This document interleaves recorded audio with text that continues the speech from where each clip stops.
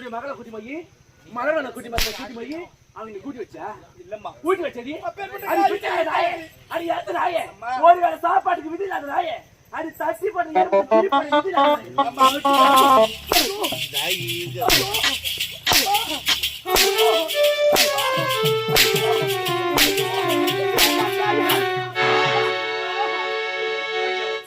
தவறு செய்யவில்லை என்று எத்தனையோ அவர் எடுத்துக் கொள்கிறோம்.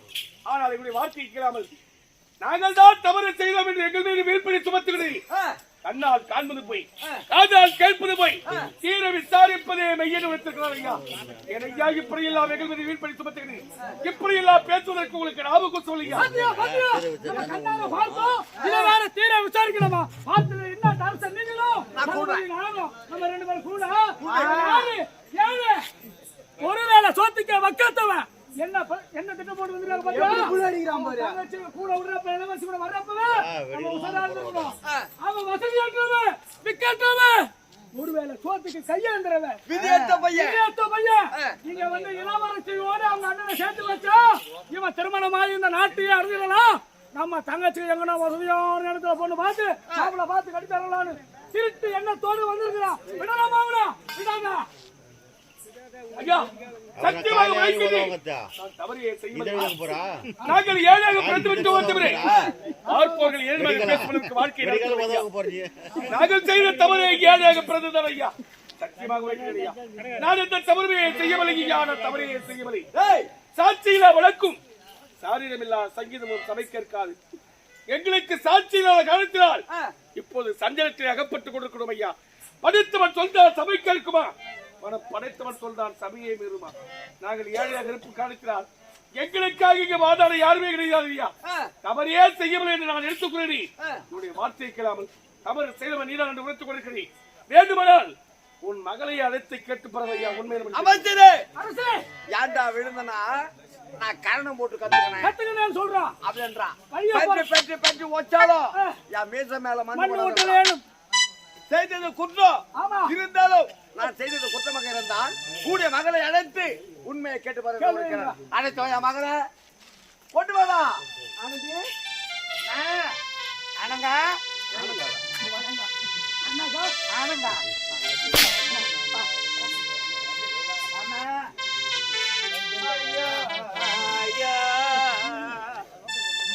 இது என்ன கடைக்கு வருது?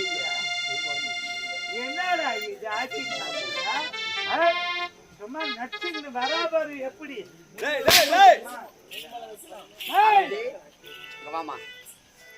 வருகின்ற வெள்ளிக்கிழமை உடைய அண்ணனுக்கு மணிமுடி சூட்டி விடா. அந்த மணிமுடி சூட்டி விடாமலே மலர்வனம் செல்ல வேண்டும். மலர்களை பறிக்க வேண்டும். மாலையாக தொடுக்க வேண்டும். முதல் மாலை உடைய அண்ணனுக்கு போட சென்றை அல்லவா மலர்வனம். அந்த மலர்வனத்திலே உன்னை கட்டி பிடித்து உன்னை கற்பழிக்க வந்தவன் இதோ நிற்கின்றானே. இவனை என்ன பார்த்து சொல்லுமா? அப்பா நல்லா பார்த்து சொல்லுங்க. எனக்கு பார்வையே தெரியலப்பா. பார்வையே தெரியல.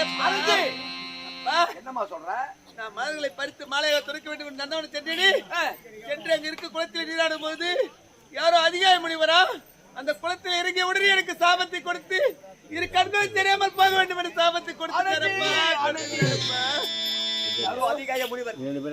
அந்த குளத்தில் இறங்கி அசுத்தம் செய்த பிறகு இரு பார்வையும் போய்விட வேண்டும் என்று சாபத்தை பாதத்தில் விழுந்து அழுதி, சுவாமி எனக்கு இப்படிப்பட்ட தண்டனை கொடுத்து விட்டாயே, நான் எதற்காக வாழ வேண்டும்? இல்லை என்று கொண்டு விடுங்க சுவாமி, இல்லை சாமி மோச்சனை கொடுங்க என்று கேட்டு நீ யார் என்று கேட்டார். விஜயபுரி நாட்டை ஆளக்கூடிய விஜயவருடைய மகள் நான். என் பெயர் ஆனந்த் சுவாமி என்று கூறினேன். அடி பாவி, அந்த மன்னனுக்கு பிறந்த மகளானி ஏன் அவர் பெயரை கெடுத்து விட்டாயே? நான் தெரியாமல் அவசரப்பட்டு சாபத்தை கொடுத்து விட்டேனே. அவன் நல்லவராயிற்று.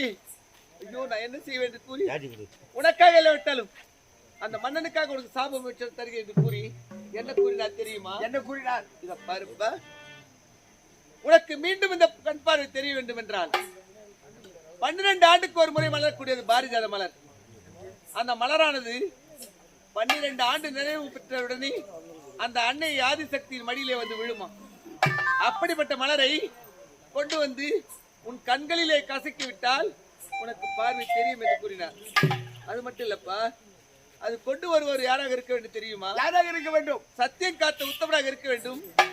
தன் தானத்தை தவிர மற்றவர்களை தாயாக தமக்கே நினைக்க வேண்டும், உண்மையை பேசுவதாக இருக்க வேண்டும். அப்படிப்பட்ட பொய் சொல்லாத ஒரு உத்தமன் தான் அந்த மலரை கொண்டு வர முடியும் என்று கூறிவிட்டார் நம்முடைய நாட்டில். அப்படிப்பட்ட உத்தமன் அரசே கவலை வேண்டாம். தாய்க்கு தலைமகன் நான் இருக்கின்றேன். சத்தியம் என்ற ஐந்து எழுத்து அவராமல் காக்கும் உத்தமன் நான் இருக்கின்றேன். நானே போய் அந்த மலரை கொண்டு வரேன். நேத்து பாக்கல நாங்க என்ன நேத்து காரி மூஞ்சித உன் ஜென்மை என்னடா ஜென்மா உத்திரர் பஸ் ஸ்டாண்ட்ல கை பூச்சி ஈட்டிட்டு உதவாங்கல நீ இவர் போய் கீசிங்கன்னு வந்துருவாங்க யாரு ஆடிங்க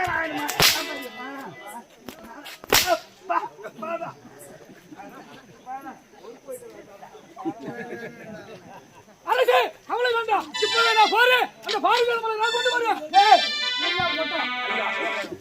தவறு செய்யவில்லை என்று நான் உரைக்கிறேன். ஆனால் தவறு செய்தவன் நீதான் என்று என் மீது வீழ்பலி சுமத்தி விட்டீர்கள். நான் தவறு செய்யவில்லை என்று நிரூபிக்க என்றால் நானே சத்தியத்தை காத்து முத்தவன், நானே தாய்க்கு தலைமகன், நானே ஒரு பெண்ணை பார்த்தால் தாயாக சகையாக நினைக்கக்கூடியவன். அப்படி நான் செய்தது உண்மையானால் இப்போதை சென்று உன் மகளின் கற்பனை முடிப்பதற்காக நானே அந்த பாதுகாவலை கொண்டு வருகிறேன். சின்ன பையன் போனா செத்து போடுவேன். போயிடும். நம்ம நாட்டுக்கு தான் கெட்ட பேரு. அவளதான் வீதி போட்டுக்கிட்டு அவனுக்கு அவன் போய் சேர போறான். நம்மளுக்கு என்னத்துக்கு தலையெழுத்து? நம்மளுக்கு என் உயிரை அதற்கு விட்டாலும் விடுவிலை தவறு பாதுகாத மலர் இல்லாமல் இந்த நாட்டில் என் பாதம் படவே பெறாத ஐயா. வந்தால் பாதுகாத மலரோடு வருவேன், வருவேன். இல்லை என்றால் அதே இடத்தில் என் உயிரை விட்டு யாரா விட்டுச்சு பாவம். இது யாரை விட்டது? இன்னாருக்கு இன்னார் என்று எழுதி வைத்தான் தேவன் என்று. யாராரு தலையில என்ன எழுதுனாங்களோ அதான் நடக்கும். காலமோ நேரமா கிட்டிக்கிச்சு அழிய போற விளக்கு வீதிய போற சனினே கால சுந்தர பாம்பு இவனுக்கு விதி முடி இவன் சாவ போறான். இவன் செத்தா சாவட்டும். என்னுடைய மகளுக்கு பாரு வேண்டும். இப்போது பாரதிய மலரோடு வர வேண்டும்.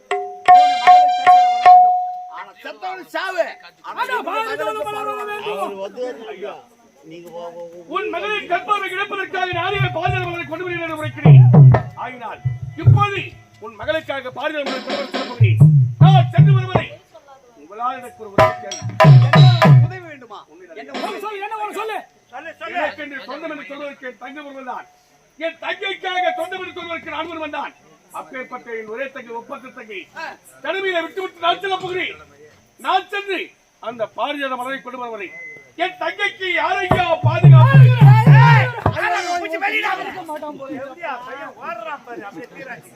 அந்த பாரிஜாத மலரை கொண்டு வர வரை உன் தங்கைக்கு நான் இருக்கின்றேன். பாதுகாப்பு போதுமா?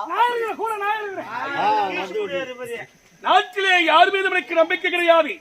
இந்த நாட்டையே காக்கக்கூடிய கொத்துமணிகள் ஆகிறார். உங்கள் மீது இருக்கக்கூடிய நம்பிக்கையினால் நான் சென்று அந்த பாதுகாப்பை கொண்டு வருகிறேன். நான் சென்று வருவதை என் தங்கச்சி நீங்கள் ஐயா பாதுகாப்பு.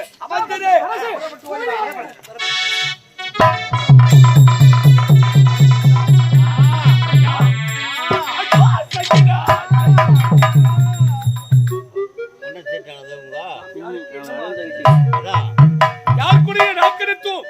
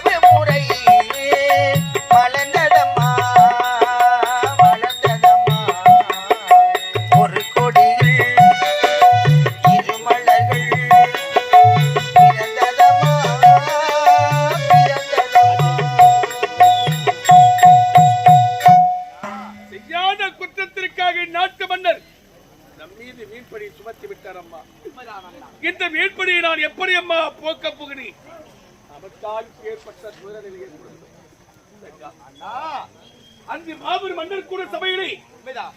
சபதம் ஏற்பட்டு விட்டதம்மா பாதுகாப்பு அவளை யாரையே கொண்டு வருகிறேன் என்று நான் சென்று வருவரை அரண்மனையில் மன்னர் உரைக்கும் வார்த்தையை கேட்டு சொல்படி தாக்குகிறோம்மா அப்படியே ஆகட்டும் அண்ணா. நான் இப்பொழுதே சென்று பாதுகாப்பை எப்படியாவது கொண்டு வருகிறேன். அப்படியே ஆகட்டும் அண்ணா. அம்மா அடி அம்மா ஆடி